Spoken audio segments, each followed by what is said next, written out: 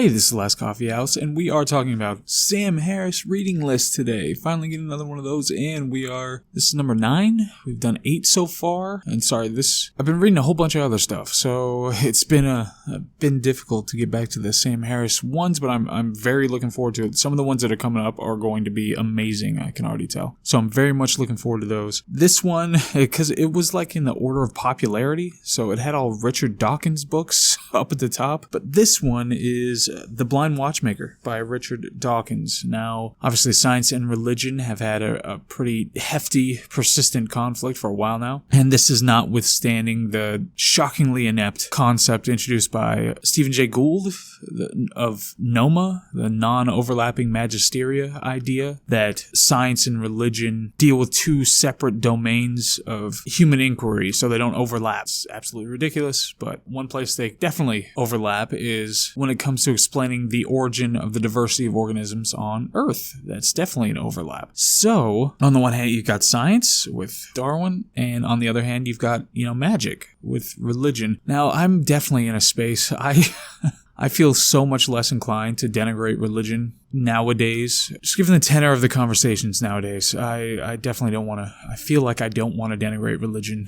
Here's giving me a little bit of an opportunity, but definitely holding back when it comes to that. Published in 1986, the subheading is Why the Evidence for Evolution Reveals a Universe Without Design. And the title, of course, comes from William Paley's analogy. I'll call it an analogy.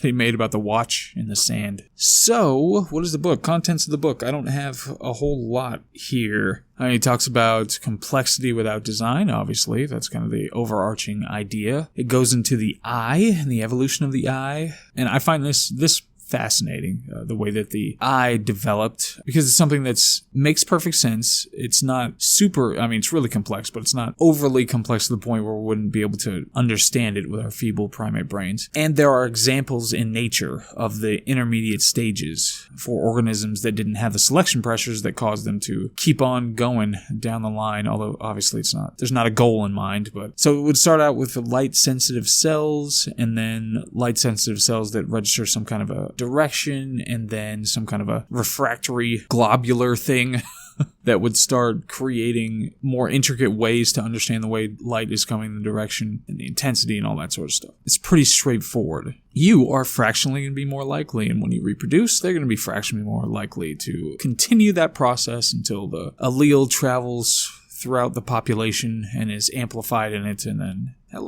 does that with thousands of different body systems, and eventually you get something that works reasonably well. I won't say exceptionally well, given what the human body does and how sloppy the frickin' thing is, but it's pretty decent. He talks about the difference between randomness and cumulative selection. So this is an important point, is that one of the straw men that is constantly used by critics is that it's just completely random. It's all random. So when you do the mathematics, just all these things are completely random. But of course it's not. It's cumulative. All the things build on each other. When the selection pressures are working on you, they're not just randomly choosing whatever characteristic you might have, just any.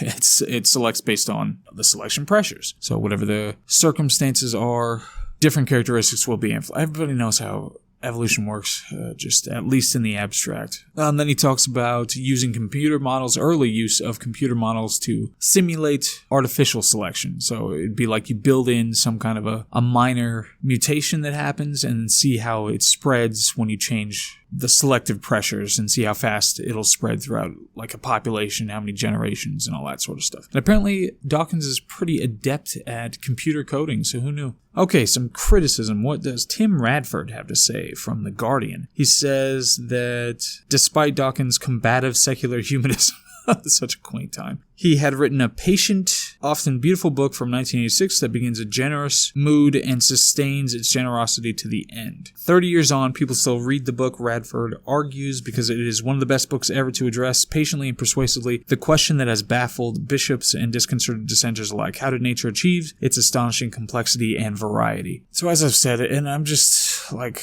I'm feeling a tad exhausted. It seems like such a weird retread. I didn't major in biology. I didn't get a PhD in biology. I haven't been studying this for a decade, and it seems so weird to have to defend it on such a small scale. And obviously that's what the book's doing, and I'm just reviewing the book, but it's still, like, it's really disconcerting. As I'm talking about it, as I'm, like, trying to describe things, it's just like, the basics are so easy, and the concept itself is so powerful, and it's so well supported by every possible line of evidence. It's incredibly disconcerting that people allow themselves to be taken in by individual personal emotional interests and just ignore things that are too complex, not even too complex for them. It's massively complex, but it's not about the validity of the claim. It's not about reality. It's just about their personal emotional interests. And it sucks. And it's so funny, again, it seems quaint, people being religious and them saying, okay, well, we have to reject this because of this particular dogma. You know, obviously a lot of religious people just nerfed their religion so they could accept all this stuff, but a lot of people didn't. So it's so weird. I picked this dogma that I have to be wedded to, so I'm going to reject all this stuff that makes sense. And there's something that was just, I don't know, soul crushing. About the whole idea as I was trying to go through explanations for this. Like, there's a wealth of fascinating information in this concept and the way that we developed and how we are now and what it means for all the other organisms on the planet, what it means for moral values to place on different organisms and different behaviors and et cetera, et cetera. And yet, some dopey idiot is just going to say, why are there still monkeys or something like that? You know, I can only do my tiny fractional part here. I'm not even going to leave that. There are still monkeys because we share a common ancestor with the other great apes. Didn't evolve from the great apes. And not only that, but philosophically, that'd be like asking, why are there Europeans when there are Americans? When I think about it, I think out of the 7-something billion people on the planet, there isn't a single person that would argue that evolution is wrong because there are still monkeys. I don't think that there's a person like that on the planet, but I'm always proven wrong at some point. I can't believe that there's somebody that would sincerely say that, but maybe that's just for my Western perch. That was a downer. All right, so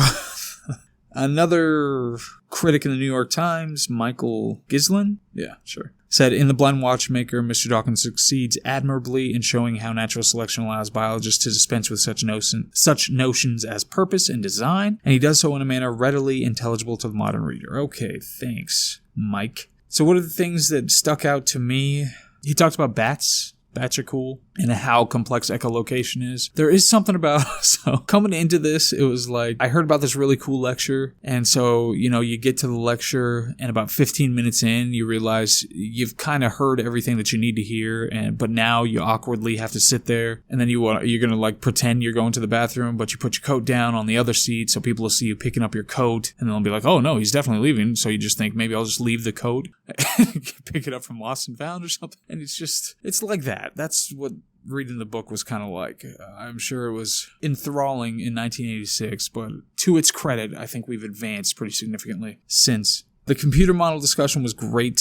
He went into some detail. I can't remember the details now, but he went into some detail about it, and it was really cool just learning about kind of the early efforts to model these things, and it's incredible to think about what they must be doing now. He talked about punctuated equilibrium versus gradualism, which is another one of those canards where people would say that punctuated equilibrium is not evolution. I remember hearing somebody in a debate say this, like, how do you live with yourself? Punctuated equilibrium just means that there were stable periods for an extended period of time, and then there were rapid pockets of evolution that were caused by rapid changes in the climate or whatever else. So it's not antithetical to evolution, it's just a different version of it. Gradualism says it's very gradual over time, and obviously it's going to be a mix of those two things, depending on the circumstances.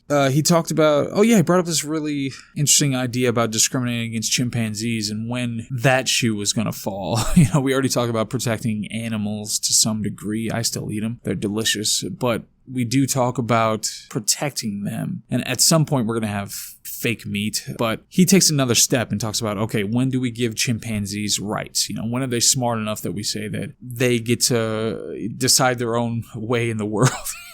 they can get a job, really simple jobs or something like that. And then when we talk about discriminating against them and whether they can vote and all sorts of other stuff. So that's an interesting idea. I mean, at some point, obviously, whenever I see a video of a chimpanzee doing something like they were playing this one game, it was like a number game where you have to remember where the numbers were or something like that. It blows me away. I'm just like, I cannot believe that a non-human primate can do that kind of stuff.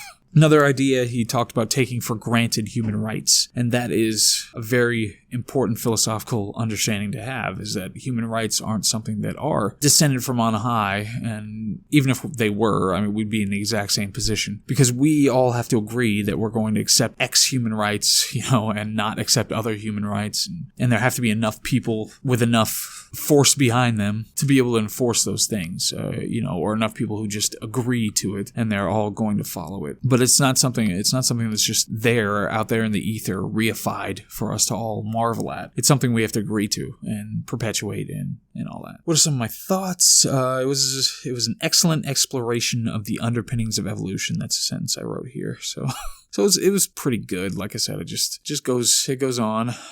It attacks Paley's argument, which I absolutely appreciate. It's amazing how much sophistry is just built into that one deal. It's the teleological argument. Everybody hopefully knows what this is, but just for a quick recap. This says that, if you're walking down a beach and you find a watch in the sand, then you pick up the watch and then you assume that the watch had a designer because it's too complex to have just formed by itself. This is one of the worst arguments in history. It refutes itself internally. I mean, ontological argument is pretty terrible, but it's one of those you have to think about it a bit to be able to get this. But this one internally, it refutes itself. So this is what's so ridiculous. The way that you determine that the watch is complex is by comparing it to the sand. That's where you found it. You compare it to whatever's there and you say, okay, this is complex, it must be designed. The sand is not complex because I'm comparing it to that, so that must not be designed. So if the argument was that if you find a watch, then you must say that it had a designer, but you find sand and you say it doesn't have a designer, then it would be internally consistent, but it most certainly is not. The argument is that because you can find a watch against sand and say that it must be designed, that therefore the entire universe was designed. That refutes itself internally. You need an example of non-design to be able to say that something is designed, and you can't. It becomes a tautology. Everything in the universe is designed, so therefore you don't even have an understanding what design actually means. The big question is, what would a non-designed universe look like? What would it look like? And I've talked to apologists, and I always end up on that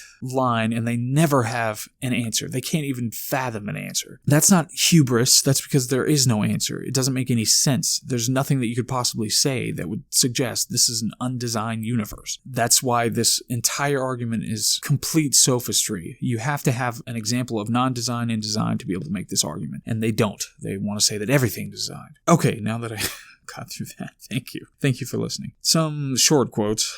Quote, evolution has no long-term goal, there is no long-distance target, no final perfection to serve as a criterion for selection. Although human vanity cherishes the absurd notion that our species is the final goal of evolution, end quote. So yeah, that's an important concept to understand related to it. Another quote, the bishop goes on to the human eye, asking rhetorically, and with the implication there is no answer. How could an organ so complex evolve? This is not an argument, it is simply an affirmation of incredulity, end quote. And I can't remember if he coined this. Logical fallacy of personal incredulity.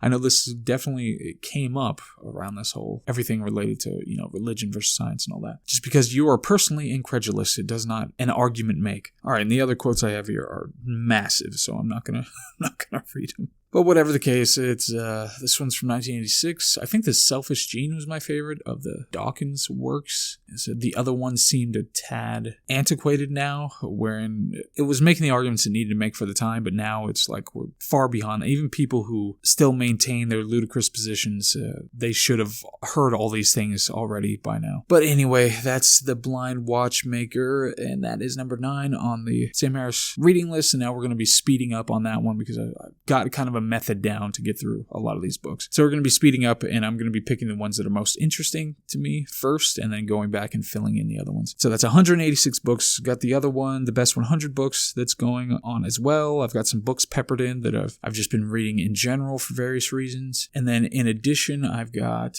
all the basic stuff, just the basic news stuff. So hopefully the nice smattering is kind of a good broad thing. You can pick the ones you want to listen to or listen to all of them and really broaden the kinds of things you're being exposed to. But whatever. Thank you very much for listening. Okay, bye.